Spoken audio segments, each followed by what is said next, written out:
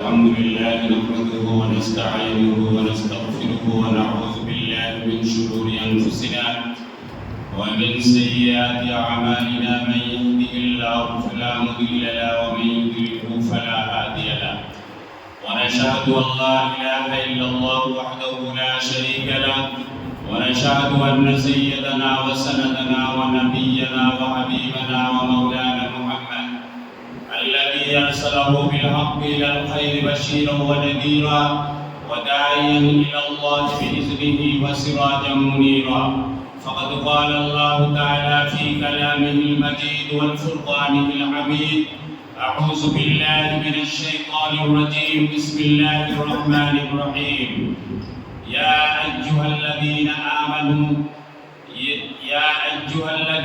آمنوا كتب عليكم الصيام كما كتب على الذين من قبلكم لعلكم تتقون وقال تعالى شهر رمضان الذي أنزل فيه القرآن هدى للناس وبينة من الهدى والفرقان صدق الله العظيم আল্লাহ রাব্বুল আলামিনের লাখ শুকরিয়া যে রমজান মাসের এই পবিত্র দিনে আমরা কতগুলো ভাই এই আল্লাহর ঘর মসজিদে সমবেত হয়েছি। আমাদের উদ্দেশ্য একটাই যে আল্লাহর রাসূল সাল্লাল্লাহু আলাইহি সাল্লাম বলেছেন যে সেই ব্যক্তি হতভাগ্য, সেই ব্যক্তি ব্যর্থ, তার জীবন ব্যর্থ যে তার জীবন দশায় একটা রমজান পেল অথচ সেই রমজান থেকে সুবিধা আদায় করে সে জান্নাত কিনে নিতে পারলো না, সে জান্নাতের উপযুক্ত হতে পারলো না, সে ব্যর্থ হোক। আমরা জান্নাত খোঁজার জন্য, জান্নাতের উপযুক্ত হওয়ার জন্য এই মসজিদে সমবেত হয়েছি যে আমরা যুগ যুগ ধরে আমরা রমজানের রোজা পালন করি, রমজান পালন করি। এই পালনের মধ্যে দিয়ে আমাদের অর্জনটা কি, আসলে প্রকৃত অর্থে সেই অর্জনটা হচ্ছে কিনা সেটা যাচাই করার জন্য, সেটা আত্মসমালোচনা করার জন্য আমরা একটা সুযোগ সৃষ্টির জন্য এখানে বসেছি। সম্মানিত উপস্থিতি, যেমন কি বলা হয়েছে, আসলে আমি ব্যক্তিগতভাবে চাই এবং চেয়েছিলাম যে আসলে যে আজকের এই সময়ে আমরা অনেক ভাই এখানে একত্রিত হব এবং সমবেত হব এবং রমজানের এই বিষয় নিয়ে আমরা আলোচনা করব। মসজিদের সভাপতি হিসেবে আমি ব্যক্তিগতভাবে অনেক দায় অনুভব করি। আমি এই দায় এই জন্য অনুভব করি যে আল্লাহ রাব্বুল আলামিন কিয়ামতের দিন আমাদেরকে জিজ্ঞাসা করবেন যে মসজিদ পরিচালনার দায়িত্ব তোমাদের ছিল, তোমরা সেই মসজিদের মুসল্লিদের তাকওয়ার ব্যাপারে, মসজিদের মুসল্লিদের পরিশুদ্ধির ব্যাপারে, কোরআন জানানোর ব্যাপারে তোমরা কি পদক্ষেপ গ্রহণ করেছিলে, সেই বিষয়গুলো আমাদেরকে জানানো হবে। আমরা সেদিন কি জবাব দেব?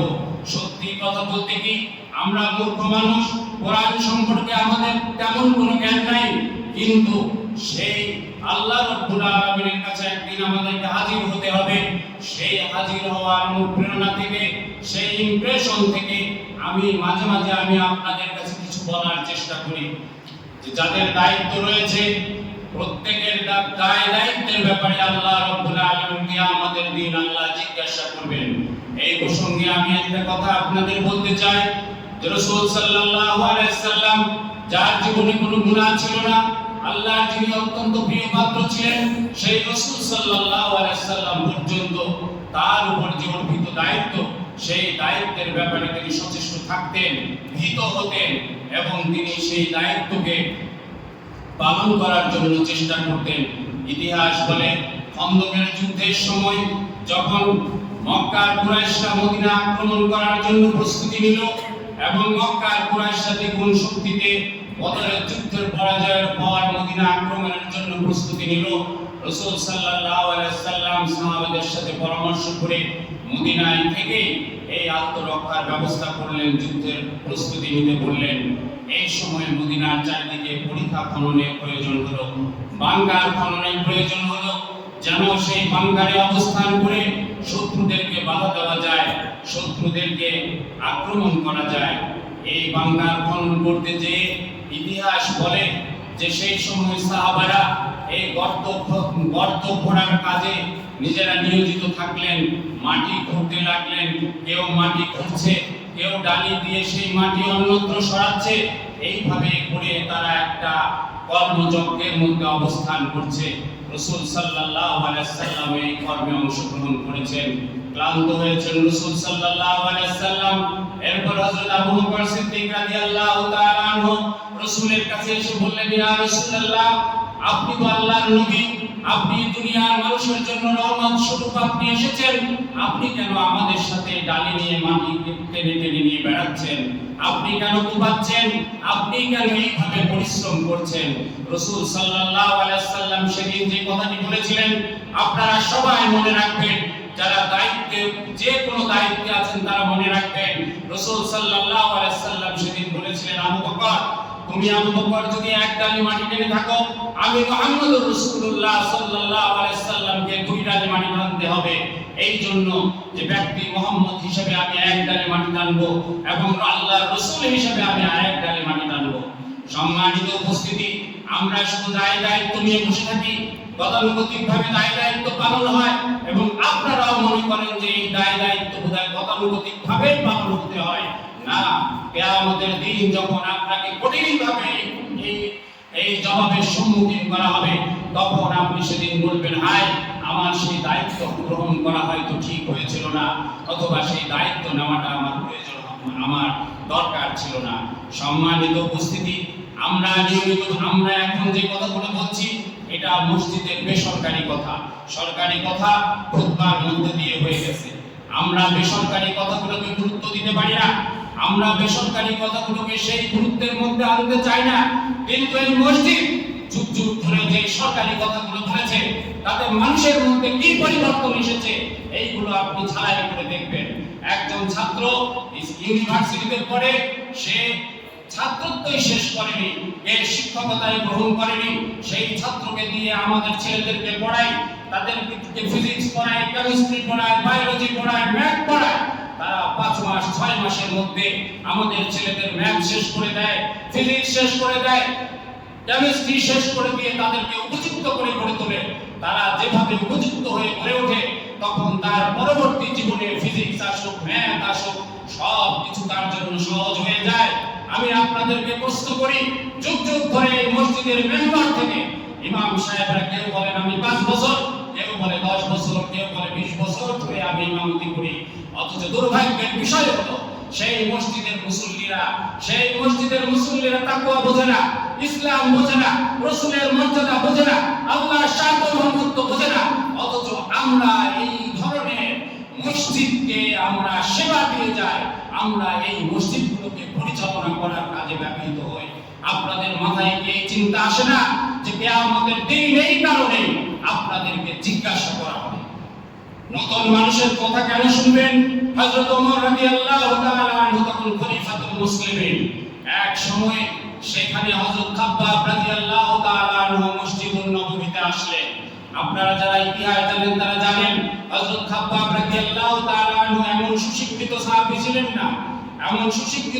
ছিলেন না, তিনি সাধারণ মানের দিনমজুর একজন সাহাবী ছিলেন। তিনি যখন মসজিদুন নববীতে এসে হাজির হয়েছেন অনেক দিন পর, তখন উপস্থিত সাহাবারা বললেন যে আমিরুল মুমিনিন, আমরা হযরত খাব্বাব রাদিয়াল্লাহু তাআলা আনহুর কাছে কিছু বয়ান শুনতে চাই। কিছু মুসল্লি বলল, এখানে আমিরুল মুমিনিন হযরত ওমর রাদিয়াল্লাহু তাআলা আনহু উপস্থিত, সেখানে আমার হযরত খাব্বাব কি বয়ান দেবে?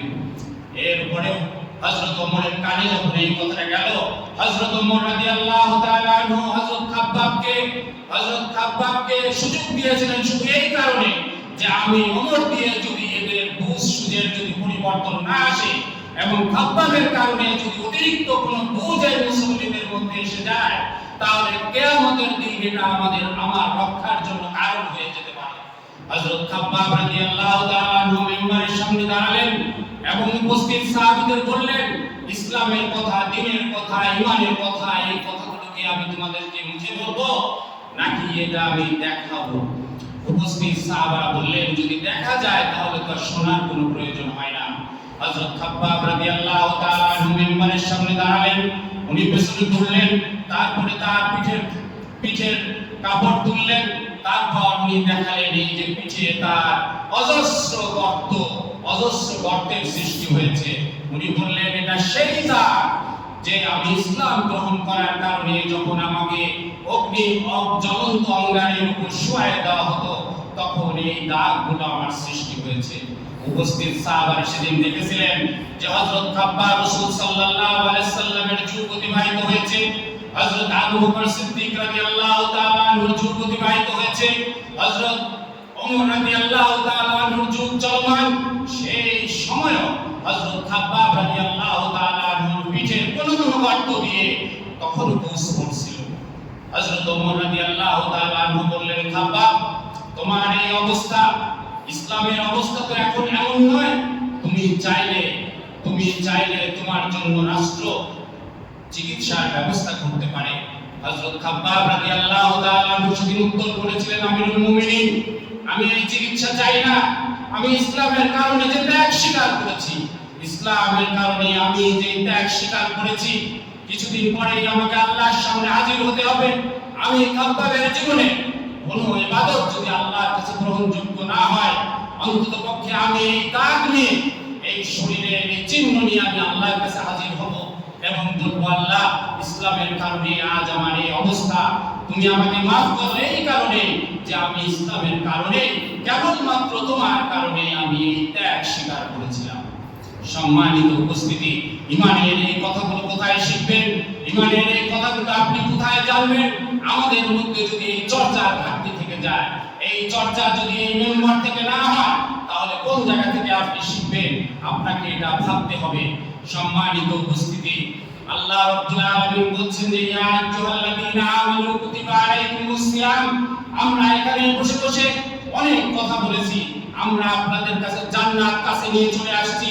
আমরা বলেছি মানসামা রমাদানা ঈমানান ওয়া ইহতিসাবা গুফিরা লাহু মা তাকাদ্দামা মিন জামবিহি।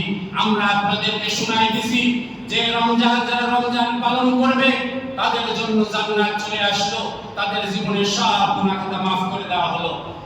তারপরে আমরা শুনাইছি যারা তারাবি করবে, যারা কিয়ামুল লাইল করবে, তাদের জন্য জান্নাত কাছাকাছি চলে এসেছে, তারা জান্নাতে চলে যাবে। এইরকম কথাই তো আমরা রমজান সম্পর্কে না জানি, না অন্য কিছু জানি? এইগুলোই আমরা জানি, কিন্তু এর মধ্যে আমরা আইনজীবী হিসাবে আমরা সবসময় মৌলিক জায়গায় আঘাত করার চেষ্টা করি, মূল জিনিসটা বোঝার চেষ্টা করি। পবিত্র কোরআনে আল্লাহ রাব্বুল আলামিন এই কথা একেবারে এইভাবে সহজভাবে বলে দেন নাই। আল্লাহ রাব্বুল আলামিনের আহ্বান ছিল, ইয়া আইয়ুহাল্লাযীনা আমানু কুতিবা আলাইকুমুস সিয়াম। হে ঈমানদারগণ, তোমাদের জন্য আমি এই কথা বলছি। তাই ঈমানের শর্তই যদি আপনি না জানেন, ঈমানই যদি আপনার না থাকে, তাহলে কিসের আপনার রোজা, কিসের আপনার কিয়ামুল লাইল, কিসের আপনার তারাবি, কিসের মধ্যে দিয়ে আপনি জান্নাত খুঁজে বেড়াচ্ছেন? সেই জিনিসগুলো তো আপনাকে ভাবতে হবে, আপনাকে মূল জায়গায় আসতে হবে। ইয়া আইয়ুহাল্লাযীনা আমানু, আপনাকে ঈমান আনতে হবে। আপনি ঈমান কিভাবে আনবেন? আপনি বলেন যে আমি তো আল্লাহ আছে এটাতে ঈমান আনছি, আমি আল্লাহ আছে এটা তো আমি জানি, আল্লাহর প্রতি ঈমান তো আমার আছে। সম্মানিত উপস্থিতি, এই ধরনের হালকা মার্কা, এই ধরনের এরো মার্কা ঈমান আপনাকে আনতে বলা হয় নাই। আল্লাহ রাব্বুল আলামিন আকাশ এবং পৃথিবীর মালিক, আল্লাহ রাব্বুল আলামিন জান্নাত এবং জাহান্নামের মালিক, আল্লাহ রাব্বুল আলামিন এই যে বিশাল ভূখণ্ড পৃথিবীর মালিক, আল্লাহ রাব্বুল আলামিন এই সমুদ্র যে আমরা দেখি সেই সব কিছুর মালিক। সব আমাদের অন্তরে যা কিছু উদিত হয়, এমনকি সমুদ্র এই যে কিলোমিটার 8-10 কিলোমিটার নিচে একটা ছোট্ট শস্য দানা পরিমাণ একটা কোনো কিছু যদি সেই সমুদ্রের একেবারে শেষ সীমায় পৌঁছালে আল্লাহ বলছেন যে তার একটা শব্দ হয়, সেই শব্দ সম্পর্কে আল্লাহ রাব্বুল আলামিন জানেন। কথাগুলো কি খুব সহজ কথা হলো? একটা সরষের দানা যদি ওখান থেকে এখানে ফেলা হয়, এর কি কোনো শব্দ আসলে হয়? আসলে হয় না। একটা সমুদ্রের গভীরতম জায়গার দূরত্ব কত? সেই দূরত্ব হতে পারে 12 কিলোমিটার, হতে পারে 15 কিলোমিটার। সেখানে একটা আল্লাহ রাব্বুল আলামিন বলছেন সরিষার দানার পরিমাণ একটা ছোট্ট কোনো কিছু যদি ওই পানির উপর ফেলা হয়, সেই পানি ঢেউ ঢেউ তরঙ্গে তরঙ্গে পানি খেতে খেতে এক সময় যদি নিচেও পড়ে, সেই নিচে পড়ার যে শব্দ হয়, আল্লাহ বলছেন সেই শব্দ সম্পর্কেও আমি জ্ঞান রাখি। আল্লাহ রাব্বুল আলামিনের সেই জ্ঞান, সেই জ্ঞান এই সমস্ত কিছুকে আপনি সামনে আনেন। আপনি আল্লাহ রাব্বুল আলামিনকে বিশ্বাস করেন কিভাবে? আপনি বলেন যে আল্লাহ রাব্বুল আলামিন অত্যন্ত দয়ালু, বাস ঠিক আছে। আল্লাহ রাব্বুল আলামিন আমাকে সৃষ্টি করেছেন, ঠিক আছে। আল্লাহ রাব্বুল আলামিন আমাদের রিজিক দেন, ঠিক আছে। সব কিছুই আপনি মেনে নিলেন। আমি আপনাকে প্রশ্ন করি যে বর্তমান সময়ে ডক্টর ইউনূস বর্তমান সরকারের প্রধান, আপনাকে যদি বলি যে আমরা যদি ওই রাস্তার মধ্যে কোনো কিছু মঞ্চ তৈরি করে কোনো কিছু করি, কেউ যদি এসে আমাকে বলে যে ভাই এখানে এখন মঞ্চ তৈরি করেন না, একটু পরে এই দিক দিয়ে ডক্টর ইউনূসের গাড়ি যাবে, তো সুতরাং আপনি সাবধান হন। আমি জিজ্ঞাসা করলাম যে ডক্টর ইউনূসটা কে? তো উনি বললেন ডক্টর ইউনূস হলো ওই যে গ্রামীণ ব্যাংকের প্রতিষ্ঠাতা। তখন আমি বললাম যে ওই ডক্টর ইউনূসের ওই ধরনের প্রতিষ্ঠাতার গাড়ি তো কতই যাচ্ছে। এরপরে জিজ্ঞাসা বলল যে ডক্টর ইউনূসকে চিনলেন না? ডক্টর ইউনূস ওই যে রংপুর থেকে তার কাজ শুরু করেছিলেন, মনে করেন তার বাড়ি রংপুর, বললেন যে ওই যে রংপুরের বাড়ি সেই লোকটা। তখন আমি বললাম ওই রকম কত লোকই তো যাচ্ছে। তারপরে যদি আমাকে বলা হয় যে অমুকের বাবা হলো ডক্টর ইউনূস, আমার মধ্যে সেই চার বোধ কিছুই থাকবে না।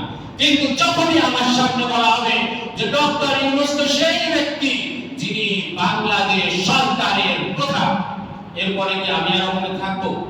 আমি তো ওখানে আর থাকবো না। তখন যত তাড়াতাড়ি পারা যায় আমি দৌড় মেরে চলে যাব। সম্মানিত উপস্থিতি, আপনি আল্লাহকে সৃষ্টিকর্তা হিসেবে মানেন, আপনাকে আল্লাহকে রিজিকদাতা হিসেবে মানেন, অথচ এই রমজান আপনাকে শিখাইতেই পারলো না যে আল্লাহ বিশ্ব জাহানের রব। এই রব হিসাবে আপনি যতক্ষণ পর্যন্ত আল্লাহকে মেনে না নিতে পারবেন, ততক্ষণ পর্যন্ত আপনার ঈমানের পূর্ণতা আসবে না। এবং যখন আপনার ঈমানের এই পূর্ণতা আসবে না, আপনার রোজা, নামাজ, কিয়াম, তারাবি কোনো কাজে লাগবে না। এই মূল কথাটা যদি আপনি বুঝতে না পারেন, আপনার এই রমজান ব্যর্থ হয়ে যাবে। আল্লাহ রাব্বুল আলামিন বিশ্ব জাহানের সার্বভৌম ক্ষমতার মালিক। একজন রাষ্ট্রবিজ্ঞানের ছাত্রকে জিজ্ঞাসা করেন, ভাই সার্বভৌম ক্ষমতা, সার্বভৌমত্ব কাকে বলে? সার্বভৌম ক্ষমতা কি? এর মালিকের শক্তিটা কেমন হয়? তারা বলবে যে সার্বভৌম ক্ষমতা হলো এমন এক একচ্ছত্র ক্ষমতা, যেই ক্ষমতা কাউকে দেওয়া যায় না, যেই ক্ষমতা কাউকে শেয়ার করা যায় না, যেই ক্ষমতা একচ্ছত্র এবং অবিভাজ্য। তারপরে আপনি তাকে জিজ্ঞাসা করেন এই ক্ষমতা দেওয়ার লোকটা কি করতে পারে? সে রাষ্ট্রবিজ্ঞানী আপনাকে বলে দেবে যে যিনি সার্বভৌম ক্ষমতার মালিক হবেন তিনি আইন দেবেন এবং তার অধীনে যে লোকগুলো আছে তারা সেই আইন অনুযায়ী চলবে। এটাই হলো সাধারণ কথা, মূল কথা, মৌলিক কথা। তাহলে আপনি স্বীকার করেন না যে আল্লাহ রাব্বুল আলামিন সার্বভৌম ক্ষমতার মালিক? স্বীকার করেন কি করেন না? তাহলে আপনার আইন কে দিবে? আপনার আইন কি ডক্টর কামাল হোসেন দিবে? আপনার কি ব্যারিস্টার আমিরুল ইসলাম দিবে? বা অন্য কোন আইনবিদ দিবে? আপনাকে সৃষ্টি করেছেন আল্লাহ, আপনাকে সুন্দর অবয়ব তৈরি করলেন আল্লাহ, আর সেই আল্লাহকে বাদ দিয়ে আপনি দুনিয়ার মানুষের আইনের পিছনে দৌড়াচ্ছেন। আর আপনি রোজা রাখতেছেন আর মনে করতেছেন আমার সামনে বোধহয় জান্নাত কাছে চলে আসছে। না, আপনার ঈমানই আসে নাই এবং আপনি ঈমানের পূর্ণতাও পান নাই। আপনার পক্ষে জান্নাত এত সহজ নয়। সুতরাং আমি আজকে এই রমজানে আমি আপনাদের কাছে আহ্বান করি, ইয়া আইয়ুহাল্লাযীনা আমানু কুতিবা আলাইকুমুস সিয়াম, রোজা রাখার আগে আপনি অবশ্যই আল্লাহর প্রতি ঈমানের যে বিষয়গুলো আছে সেগুলো আপনি জানবেন এবং পরিপূর্ণভাবে আপনি আল্লাহর উপর ঈমান আনবেন। যতক্ষণ পর্যন্ত আল্লাহর উপরে ঈমান আপনার আসবে না, ততক্ষণ পর্যন্ত আপনি আপনার এই রোজা এগুলো কোনো কাজেই লাগবে না। আল্লাহ রাব্বুল আলামিনের নবী হযরত মুহাম্মদ রাসূলুল্লাহ সাল্লাল্লাহু আলাইহি সাল্লাম তার উপর ঈমান আনাটাও একটা শর্ত, নাকি শর্ত না? তার উপর ঈমান আনাটাও তো শর্ত। আল্লাহ রাব্বুল আলামিনের নবী সম্পর্কে আল্লাহ রাব্বুল আলামিন কি বলেছেন? আল্লাহ রাব্বুল আলামিনের নবী সম্পর্কে আল্লাহ বলেন, আল্লাহ রাব্বুল আলামিন বলেন, লাকাদ কানা লাকুম ফি রাসূলিল্লাহি উসওয়াতুন হাসানাহ লিমান কানা ইয়ারজুল্লাহা ওয়াল ইয়াউমিল আখির ওয়া যাকারাল্লাহা কাসীরা।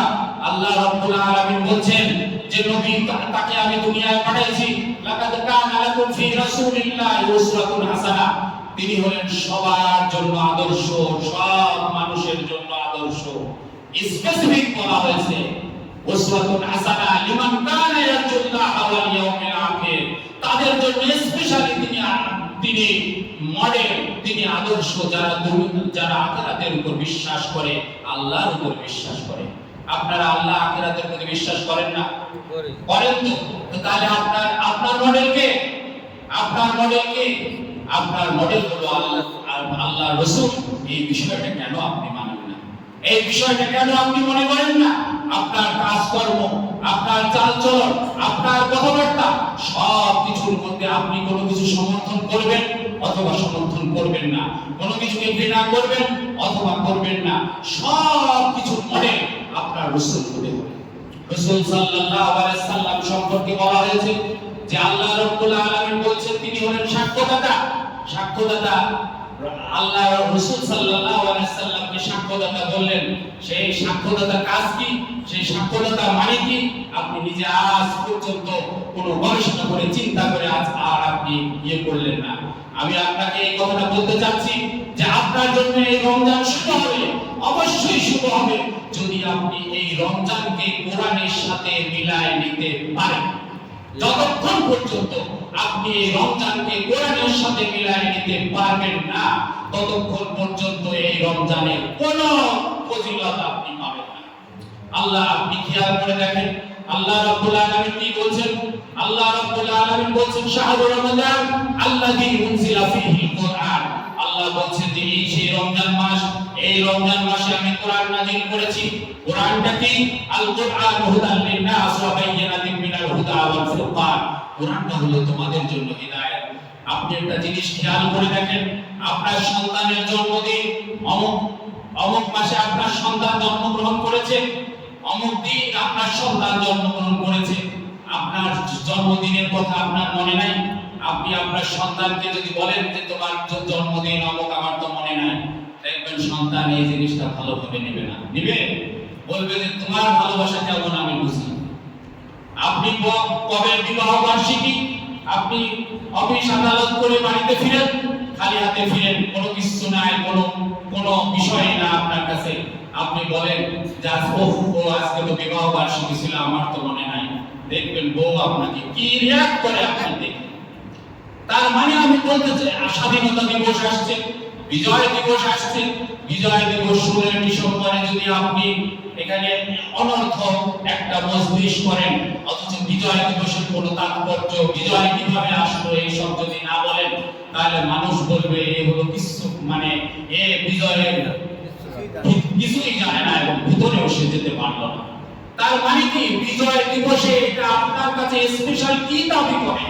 দাবি করে এইটা যে এই দিনে আপনি এদেশ কিভাবে বিজয় হয়েছিল, বিজয়ে কারা ভূমিকা পালন করেছিলেন, এই বিজয়ের লক্ষ্য কি ছিল, উদ্দেশ্য কি ছিল, এইগুলো রিভিশন দেবেন, রিভাইজ করবেন, সমালোচনা করবেন, আত্মসমালোচনা করবেন। তাই তো নাকি অন্য কিছু? তাহলে কোরআন নাযিল হয়েছে রমজান মাসে, এটা পড়ার জন্য আসে না, এইভাবে মুখস্থ করার জন্য কোরআন আসে না। কোরআন এই রমজান মাসে রিভাইজ করার জন্য এসেছে, রিভিশন দেবেন এই জন্য এসেছে। রিভাইজ করবেন, রিভিশন দেবেন, দিতে দিতে আপনি বুঝতে পারবেন ও এটা তো করা উচিত ছিল, করি নাই, এটা তো আল্লাহ বলেছিলেন, এটা তো আমি জানি না, এটা তো আমাকে আদেশ করা হয়েছিল, এই আদেশ সম্পর্কে তো আমার কোনো জ্ঞানই নাই। এইভাবে রিভাইজ দিয়ে যদি আপনি কোরআনের এই বক্তব্যগুলোকে মেনে নিয়ে চলতে পারেন, তখন আপনি রোজা রাখেন, তাহলে আপনার রোজা কবুল হবে। আপনার রোজা তখন কবুল হবে, নচেত আপনার রোজা কবুল হবে না। এত সহজ বিষয় না। আল্লাহ রাব্বুল আলামিন তার রাসূলকে কেন পাঠালেন? আপনি কোরআনে একটা মাস আপনি তারাবি করলেন, একটা মাস আপনি কিয়ামুল লাইল করলেন, আপনার পড়ার দায়িত্ব অন্যজনের ঘাড়ে ছেড়ে দিলেন, অন্যেরা পড়ে আপনি শুনেন, আপনি নিজে কিছু করেন না। অথচ আল্লাহ রাব্বুল আলামিন তারপরে আপনি রমজান মাস শেষ হয়ে গেল, আপনি যাচ্ছে তাই ভাবে আপনি চলাফেরা করলেন, আপনি জানেন না যে আপনার লক্ষ্য কি, উদ্দেশ্য কি, আপনি জানেন না। আল্লাহ রাব্বুল আলামিন আপনার লক্ষ্য উদ্দেশ্য সম্পর্কে বলেছেন, ওয়া ইয ক্বালা রাব্বুকা লিল মালাইকাতি ইন্নী জাইলুন ফিল আরদি খলিফা। আমি তোমাদেরকে এই দুনিয়ায় খলিফা হিসেবে তৈরি করেছি, প্রতিনিধি হিসেবে তৈরি করেছি, রিপ্রেজেন্টেটিভ হিসেবে তৈরি করেছি। প্রিয় ভাইরা, আপনারা আমার অনেক আপন, আমি যেই কথাগুলো বলছি অনেক গর্ব দিয়ে বলছি যে আপনি একজন আল্লাহর প্রতিনিধি, আপনার দায়িত্ব কি এইটা বোঝার জন্য একজন ওষুধ কোম্পানির রিপ্রেজেন্টেটিভের কাছে নিয়ে আসেন। আপনি তাকে জিজ্ঞাসা করেন, ভাই আপনার দায়িত্ব কি? সে বলবে যে আমি মেক্সিকো কোম্পানির রিপ্রেজেন্টেটিভ। আপনি তাকে জিজ্ঞাসা করেন যে আপনি এত সুন্দর সুন্দর ড্রেস পরে থাকেন, এত ফিটফাট হয়ে থাকেন কেন? সে বলবে যে ডাক্তারের কাছে যেতে হয়, তো যদি আমি লুঙ্গি পরে যাই তো সে তো আমাকে গুরুত্ব দেবে না। তো তাকে যদি বলা হয় আপনি সকালবেলা ওঠেন রাত 2টা পর্যন্ত দেখি ঘোরাঘুরি করেন কেন? তখন সে বলে আমাকে অত্যধিক পরিশ্রম করতে হবে, তা না হলে তো আমার ব্যবসা মার খেয়ে যাবে। আপনি তাকে বলেন যে সকালবেলা উঠেন আপনি দৌড়ান, আপনি সুলা খান, এই করেন সেই করেন, বাদাম খান, কিশমিশ খান, শরীর ফিট রাখেন কেন? সে বলবে যে ফিট যদি আমি না রাখি তাহলে তো আমি এত কাজ করতে পারবো না। আপনি তাকে জিজ্ঞাসা করেন যে আপনি ডাক্তার সাহেবের কাছে যে এই ওষুধের এই গুণ, এই ওষুধের এই গুণ এত দ্রুত আপনি বলতে পারেন, এটা কেন করেন? তখন বলবে যে আমি তো ডাক্তারের কাছে যে 1 মিনিট 2 মিনিট সময় পাই, আমি যদি এটা দ্রুত না বলতে পারি তাহলে তো ডাক্তার সাহেব আমাকে এত সময় দেবে না, এই জন্য আমার স্টাডিটা অনেক বেশি ভালো করতে হয়। কথাটা কি বুঝাতে পারলাম? রিপ্রেজেন্টেটিভের কাজ আপনি বুঝলেন? যে কাজটা কি আপনার রিপ্রেজেন্টেটিভের কাজ? আপনি তো আল্লাহর প্রতিনিধি। আপনি এখানে মসজিদে নামাজ পড়তে আসেন কি কারণে? আপনি মসজিদে নামাজ পড়তে আসছেন যে আপনি আল্লাহর কাছে বিনয় দেখাচ্ছেন, এই করছেন, আপনি সত্য কথা বলা শিখছেন কেন? আপনার রিপ্রেজেন্টেটিভ কাজকে সহজ করার জন্য। আপনি নামাজ পড়ছেন কেন? রিপ্রেজেন্টেটিভ কাজটাকে সহজ করার জন্য। আপনি রোজা রাখছেন কেন? আপনি যে রিপ্রেজেন্টেটিভ এই কাজটাকে সহজ করার জন্য। আপনি রিপ্রেজেন্টেটিভের চাকরি না নিয়ে আপনি নামাজে আসতেছেন, এই নামাজ কোনোদিন কবুল হবে না। কথাটা কি বুঝাইতে পারলাম? আরো ভালো করে বুঝেন যে সেই লোক রিপ্রেজেন্টেটিভের চাকরি করে না, সে ভোরবেলা ঘুম থেকে উঠে 2টা পর্যন্ত ওই সানোটাওয়ারের আশেপাশে ঘোরাফেরা করে, তাহলে কি তার বাড়ি ঘরের লোকজন তাকে কি ভালো চোখে দেখবে? আগে তো চাকরি থাকতে হবে, তারপরে সে 2টা পর্যন্ত থাকবে। সে ভালো ভালো পোশাক আশাক পরবে, তার রিপ্রেজেন্টেটিভের চাকরি হবে না। আগে তো চাকরি থাকতে হবে। আপনি আগে স্বীকার করবেন যে ওয়াইসকাল রাব্বুকা লিল মালাইকাতি ইন্নী জাইলুন ফিল আরদি খলিফা, আমি আল্লাহর প্রতিনিধি, আল্লাহর রিপ্রেজেন্টেটিভ, আল্লাহর কথাগুলো আমি হৃদয়ে ধারণ করব, সেটা আমি নিজে পালন করব, মানুষের কাছে এটা ছড়াই দেব। এই দায়িত্ব যদি আপনি গ্রহণ করে না থাকেন তাহলে দয়া করে এই নামাজ আপনার কোনো কাজে আসবে না, আপনি নিজে সংশোধন করবেন। তাই আপনি যদি কোরআন পড়ে এই যে একটা মাস আপনি কোরআন পড়লেন, পড়ছেন, শুনবেন, আপনি যদি নিজের কাজই আপনি না বুঝতে পারলেন তাহলে কোরআন পড়ে আপনার লাভটা কি? কোরআন শোনায় আপনার লাভটা কি? আপনি কোরআন পড়লেন, শুনলেন, বুঝলেন না নিজের দায়িত্বটা কি, নিজের পথটা কি, এটাও আপনি বুঝলেন না, তাহলে আপনাকে কিভাবে জান্নাত আপনি আশা করেন? আপনি কিভাবে জান্নাত আশা করেন?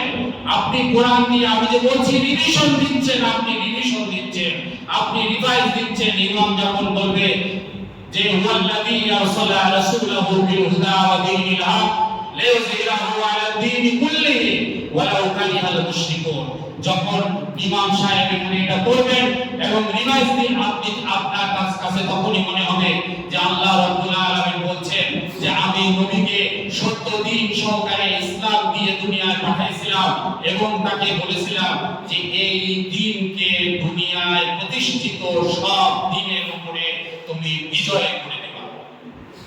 আপনি তো দায়িত্ব তখন রিভিশনের মাধ্যমে তো দায়িত্বটা বুঝলেন যে রাসূল কি করেছিলেন, তাহলে রাসূল যেটা করেছিলেন সেইটা যদি আপনি না করে অন্য কাজ করে জান্নাত খুঁজেন হবে কি?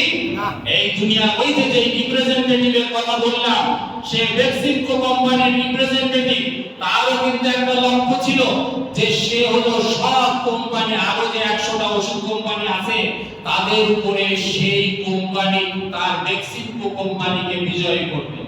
এটাই তো তার উদ্দেশ্য নাকি? এই ব্যবসাটাকেও সবার উপরে নিয়ে যাবে, এটাই তার উদ্দেশ্য। আর আপনি এখানে ওয়াদা করতেছেন, কোরআন পড়তেছেন, আল্লাহর কাছে বিনয় দেখাচ্ছেন, রমজান মাস আসছে, দাবন বসতেছেন, ভং করতেছেন, ধরে আপনি আল্লাহর কথা জমিনে বলাকে আপনি লজ্জাজনক মনে করতেছেন, লজ্জাজনক মনে করতেছেন। আমাকে অনেকে বলে যে আপনি এত ইমাম থাকতে, হাফেজ থাকতে, মৌলভী থাকতে আপনি কেন এইসব এখানে সুযোগ নিতে চান কেন? আমি বলি যে আমার হৃদয় ফেটে যায়। এখানে যে কথাগুলো হয় সে কথাগুলো জান্নাতের কথা হয় না, এখানে কোনো পরিপূর্ণ কোনো কথা হয় না। সেই কথাগুলোর মধ্যে পরিপূর্ণতা আনতে হবে। আমাদের সময় তো সংক্ষিপ্ত, আমরা যে কোনো সময় মৃত্যুবরণ করতে পারি না? আমরা যদি হাজির হই আল্লাহর কাছে কি জবাব দেব? আমাদের মধ্যে একটা রূহ আছে, দুনিয়ার কোন শক্তি কি এই রূহকে ঠেকায় রাখতে পারবে? যদি আল্লাহ আমাকে ডাক দেয়, আব্দুল সত্তারের রূহ আমার কাছে চলে আসো, আমি যেখানেই থাকি না কেন আমার রূহ সেদিন আল্লাহর কাছেই চলে যাবে। তো আল্লাহর কাছে যদি আমার রূহ এত সহজে চলে যায় এবং এই রূহ যদি কোনো নিরাপদ না থাকে, তাহলে আমি কেন আমার জান্নাতের দায়িত্ব অন্যের হাতে ছেড়ে দিয়ে আমি নীরবে ঘুমাই, নীরবে আমি কাজ করি? আমি অবশ্যই আপনি জান্নাতের এই বিষয়গুলো আপনাকে বুঝে নিতে হবে। আপনি বাড়িতে একটা সন্তানের জন্য টিচার রাখছেন, মাঝে মাঝে আপনি জানতে চেষ্টা করেন ফিজিক্স ছেলেটা বোঝে তো, ম্যাথ ছেলেটা বোঝে তো, এইসব আপনি তাকে বুঝে নেওয়ার চেষ্টা করেন। হায় আফসোস, হায় আফসোস, আপনি জান্নাতের বিষয়টা আপনি বুঝে নেওয়ার কোনো চেষ্টাই করেন না, কোনো চেষ্টাই করেন না আপনি। কিন্তু আপনার কল্পনা আপনি ভেবে থাকেন এই মুহূর্তে মৃত্যু হলে আপনার পরিণাম কি হবে। সম্মানিত উপস্থিতি, সম্মানিত উপস্থিতি, আমি যে রাসূলের কথা বলতেছিলাম যে রাসূলকে আল্লাহ তার দায়িত্ব বোঝানোর জন্য, তার দায়িত্ব বোঝানোর জন্য মেরাজে নিয়ে গেছিলেন। আপনারা কি জানেন? জানেন? কিন্তু আমরা তো গল্পের মতো জানি, আমরা গল্পের মতো জানি। আমরা মনে করি একটা বনভোজন, রাসূলের মন খারাপ ছিল, একটা বনভোজনের মতো করে তাকে নিয়ে চলে গেল, তাই। কিন্তু আল্লাহ রাব্বুল আলামিন কোরআনে কি বলেছিলেন? আল্লাহ রাব্বুল আলামিন কোরআনে বললেন, আলহামদুলিল্লাহিল্লাযী আসরা বিআবদিহি লাইলাম মিনাল মাসজিদিল হারাম ইলাল মাসজিদিল আকসা আল্লাযী বারাকনা হাওলাহু লিনুরিয়াহু মিন আয়াতিনা। তাই তো নাও কিছু আমি বললাম, আমরা বললাম যে যেহেতু আমরা আইনজীবী, আমরা মৌলিক বিষয়ে আঘাত করি। আল্লাহ রাব্বুল আলামিন বলছেন একটা দিন আসলো, যেই দিনে যেই সময় একটা সময় আসলো আমি আমার রাসূলকে বাইতুল মুকাদ্দাসে নিয়ে গেলাম, তারপরে আরো জায়গায় নিয়ে গেলাম। উদ্দেশ্য কি ছিল? উদ্দেশ্য ছিল আমার নিদর্শন দেখানো। আপনি ভেবে দেখেন, পিছে চলে আসেন, কখন রাসূলের মেরাজে গেলেন, কখন আল্লাহ রাসূলকে মেরাজে ডেকে নিয়ে গেলেন? রাসূল সাল্লাল্লাহু আলাইহি সাল্লাম ইসলাম প্রচার করতে লাগলেন, দ্বীন প্রচার করতে লাগলেন। যখন তাকে শোবে আবু তালেব গিরি গুহার মধ্যে 2.5 বছর বন্দী করে রাখা হলো এবং তার লোকজন সহ নিদারুণ নিষ্ঠুর ভাবে তাদেরকে খাদ্যে কষ্ট দিতে লাগলো।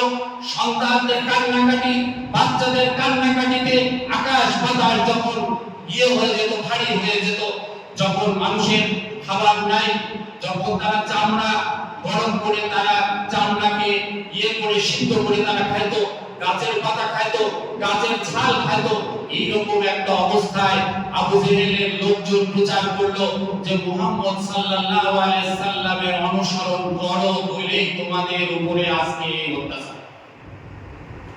তো তাহলে মুহাম্মদ সাল্লাল্লাহু আলাইহি সাল্লামের হৃদয় কি শক্ত হবে না নরম হয়ে যাবে? উনি মনে করলেন যে আরে আমার জন্যই মানুষগুলো আজ এত কষ্ট পাচ্ছে। নাম্বার 1, ওখান থেকে উনি ফিরে আসলেন, হযরত খাদিজা রাদিয়াল্লাহু তাআলা ইন্তেকাল করলেন।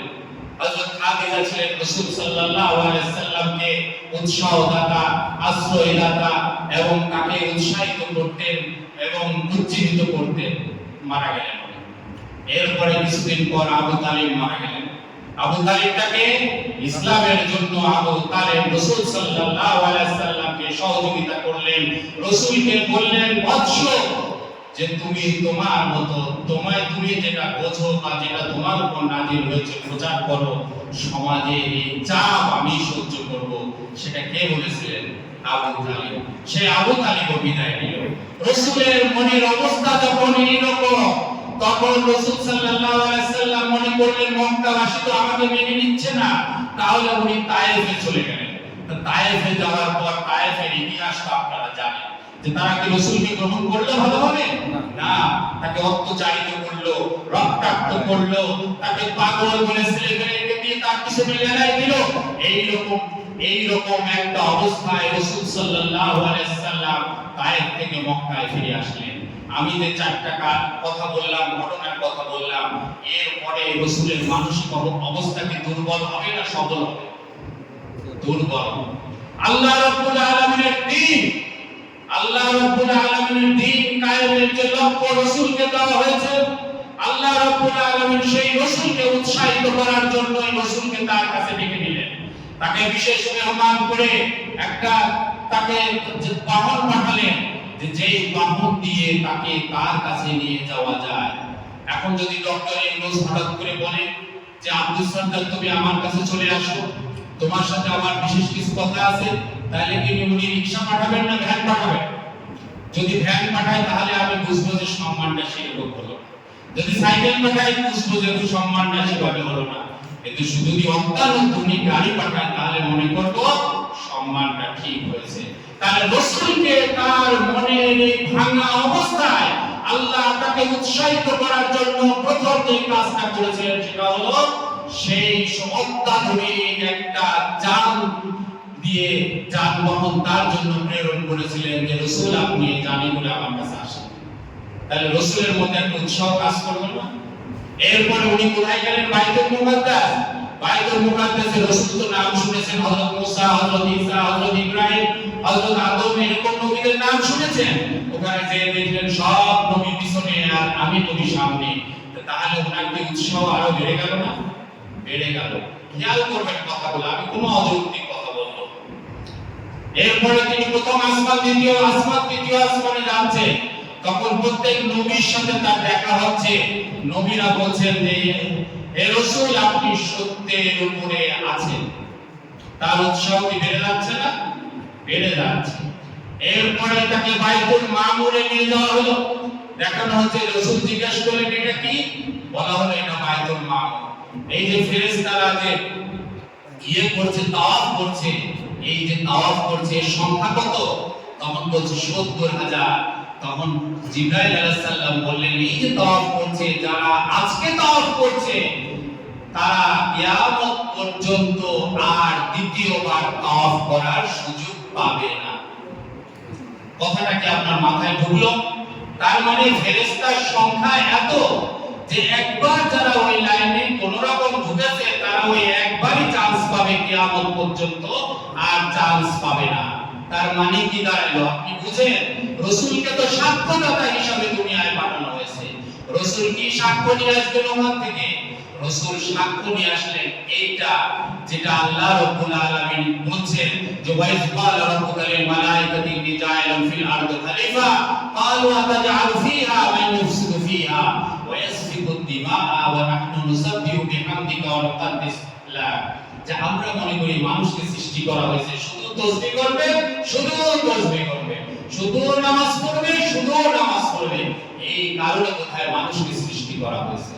কিন্তু আল্লাহ রাব্বুল ওই কথাকে আল্লাহ রাব্বুল আলামিন কি বলেছিলেন সৃষ্টির শুরুতে বলেছিলেন ফেরেশতাদের উদ্দেশ্যে।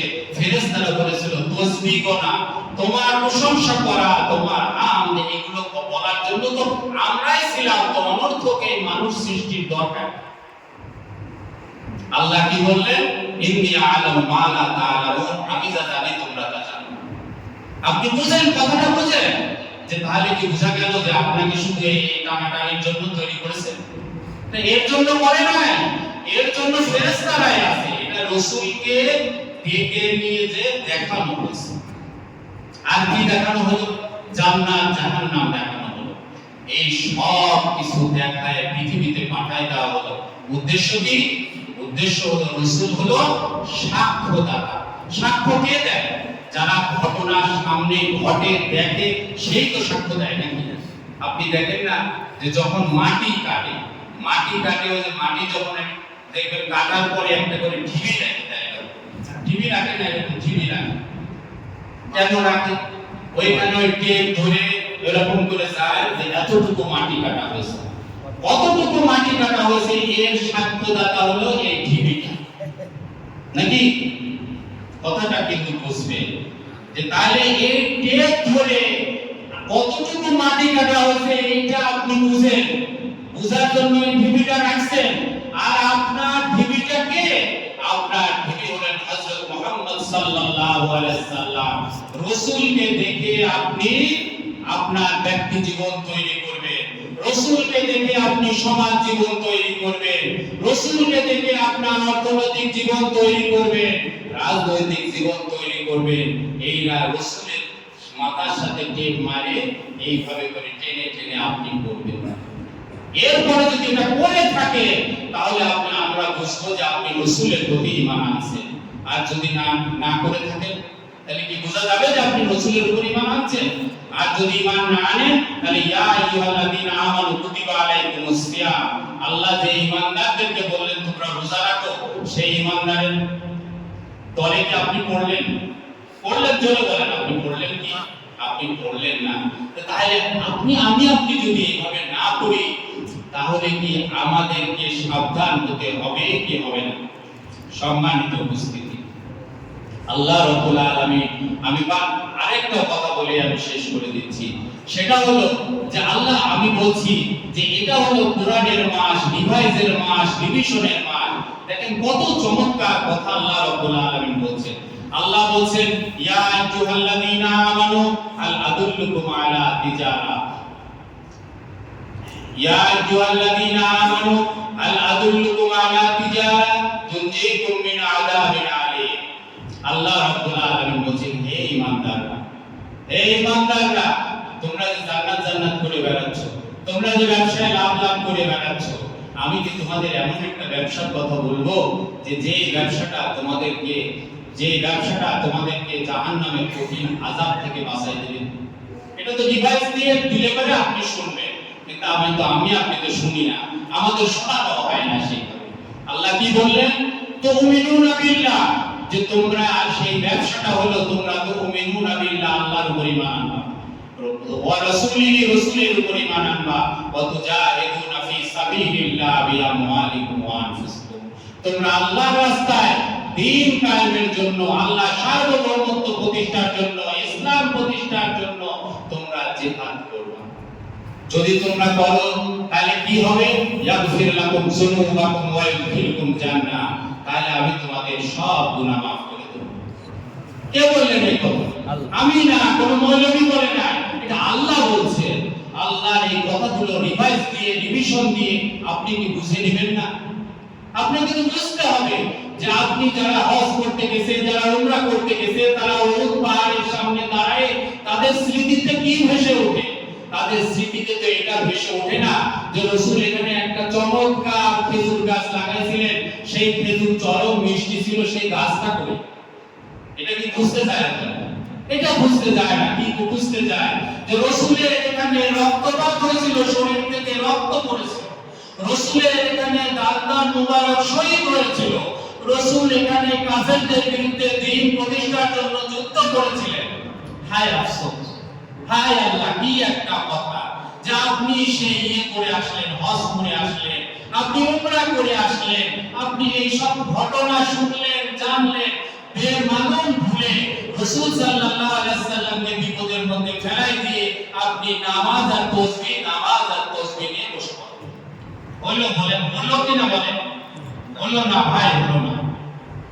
রাসূল এই জন্য আসে না, রাসূলের এই দ্বীনকে প্রতিষ্ঠা করার জন্য রমজানের মধ্যে দিয়ে আপনি নিজেকে গড়ে তুলবেন, চরিত্র গঠন করবেন, নিজের যোগ্যতা বৃদ্ধি করবেন এবং দ্বীনকে প্রতিষ্ঠিত করার জন্য যার যতটুকু ক্ষমতা আছে, সুযোগ আছে, সেই সুযোগকে আপনাকে কাজে লাগাতে হবে। সম্মানিত উপস্থিতি, আমি আপনাদেরকে শেষ কথা হিসেবে একটা কোরআনের আয়াত বলতে চাই। সুম্মা কাসাত কুলুবুকুম মিন বাদি ফাহিয়াতাল হিজার আও আশাদ্দু মিনাল কাসওয়া ওয়া ইন্না মিনাল হিজারাতি লামা ইয়াতাফাজ্জারু মিনহুল আনহার ওয়া ইন্না মিনহা লামা ইয়াশাক্কাকু ফায়াখরুজু মিনহুল আনহার ওয়া মা ইয়াহবিতু মিন খাশিয়াতিল্লাহ। আল্লাহ রাব্বুল আলামিন বলেন যে তোমাদেরকে যে এত কথা বলা হয়, কোরআনে যে এত উপদেশ দেওয়া হলো, এত কিছু বলা হলো, তারপরেও তো তোমরা ঈমান ঠিক করো না, পরিশুদ্ধ করো না, আল্লাহর দিকে ফিরে আসো না, তোমাদের কি অন্তরটা কি পাথরের মতো হয়ে গেল নাকি পাথরের থেকে শক্ত হয়ে গেল? আল্লাহ বলছেন যে এমন কিছু পাথর আছে যে পাথর দিয়ে ঝর্ণা ধারা প্রবাহিত হয়, তাই না? এমন কিছু পাথর আছে যেটা ভাঙলে পরে ওর ভিতর পানি পাওয়া যায়, আছে না এরকম? আবার আল্লাহই বলছে যে এমন কিছু পাথর উপর থেকে গড়ায় পড়ে তোমরা মনে করো বোধহয় বাতাসে ঠেলে এমনি পড়ে গেছে, না, আল্লাহ বলছেন যে এই পাথর আমার ভয়ে নিচে পড়ে যায়। তো এই যে কথাগুলো আমি বললাম, সাজায় অনেক বলার ইচ্ছা ছিল। আমাদের এক মিজানুর রহমান বকুল, তার বাবা মারা গেছে, সেই কারণে আমি মানসিকভাবে ইয়ে, সেই জন্য আমি এতটুকু বলতে পারলাম না। আমি এতটুকুই আপনাদের কাছে অনুরোধ করব যে আপনারা আমার এই কথার ভুল ত্রুটিকে ধরবেন না, কিন্তু আমি যে স্পিরিটের কথা বললাম এটাকে আপনারা গ্রহণ করেন এবং এই মসজিদকে আপনারা সেই স্পিরিটের আলোকে একটা জীবন্ত মসজিদে পরিণত করেন। যদি আমরা এই জীবন্ত মসজিদে পরিণত করতে না পারি তাহলে আমরা সবাই ব্যর্থ হব। সম্মানিত উপস্থিতি, এই মসজিদে শুক্র এবং শনিবারে বাদ জোহর, শুক্র এবং শনিবারে বাদ জুম্মা এবং বাদ জোহর কোরআনের আলোচনা হবে, কোরআনের আলোচনা হবে, কোরআনের মৌলিক বিষয় শিক্ষা দেওয়ার ব্যাপারে চেষ্টা করা হবে। আপনাদের যাদের সময় হয়, এই দিন খাওয়া দাওয়া নাই, কোনো কিছু নাই, আপনারা আসবেন, অন্তত মৌলিক বিষয়গুলো শিখবেন। ঈমানের যে কথাগুলো বলা হলো এটা তো কিছুটা হলেও নতুন কথা। আপনি প্রতিনিধির যে কথা বলা হলো এটা কিছুটা হলেও তো নতুন কথা। এইরকম কি কথা আমার মধ্যে আছে, আপনার মধ্যে আছে, সেই কথাগুলো আমরা বলা বলি করার মাধ্যমে বিষয়টাকে আমরা কমপ্লিট করব। আল্লাহ রাব্বুল আলামিন আমাদের সবাইকে তৌফিক দিন, আমরা যেন ঈমানের সাথে রমজানকে কাজে লাগাতে পারি, কোরআনকে ত্যাগ করে আমরা যেন রমজানকে কাজে লাগাতে পারি এবং কোরআনের জ্ঞান অর্জন করে কোরআনের নির্দেশনা অনুযায়ী রমজানকে কাজে লাগাই আমরা যেন আমাদের কাঙ্ক্ষিত জান্নাত লাভের উপযুক্ত হতে পারি। আল্লাহ রাব্বুল আলামিন আমাদের তৌফিক দিন। আমাদের মিজানুর রহমান বকুল, সে তার কিছু ভাইদের নিয়ে এখানে সমবেত হতো, আজকে সে তার বাবা মৃত্যুবরণ করার জন্য আসে নাই। আমরা 2-1 মিনিট তার বাবার জন্য দোয়া করব। আস্তাগফিরুল্লাহ রাব্বি মিন কুল্লি যামবি।